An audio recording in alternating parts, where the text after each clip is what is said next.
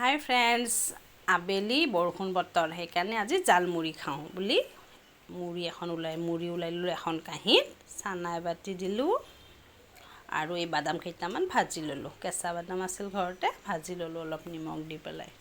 তাতে সেই তেলতে দুটা শুকান জলকীয়াও ভাজি লৈছোঁ, পাপৰ দুখনো ভাজি লৈছোঁ। ইয়াতে মই দিম মাকিনৰ গাৰ্লিক মছলাটো অলপমান দিম, আছে নানাবা পেকেটটোত। অলপ পৰিছে, হ'ব বাৰু, বেছি নালাগে। এয়া দিম ক'লা নিমখ, আন্দাজমতে, চানাত নিমখ থাকিবই সেইকাৰণে। এয়া দিলোঁ চাট মছলা, আধা চামুচমান দিলোঁ। এতিয়া দিম মিঠাতেল, 2 চামুচ মিঠাতেল দিম।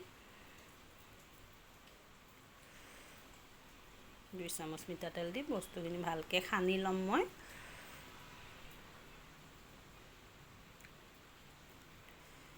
পাপৰ কেইখনো ভাঙি দিলোঁ। পাত্ৰটো অলপ সৰু হৈছে, মই ডাঙৰ বাচন এটাত ঢালি লওঁ ৰ'ব।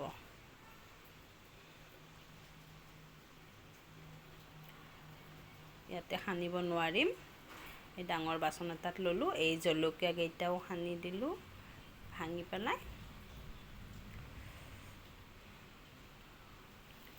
ধুনীয়াকৈ সানিছোঁ। ইয়াৰ লগত 1 কাপ কফি লৈছোঁ।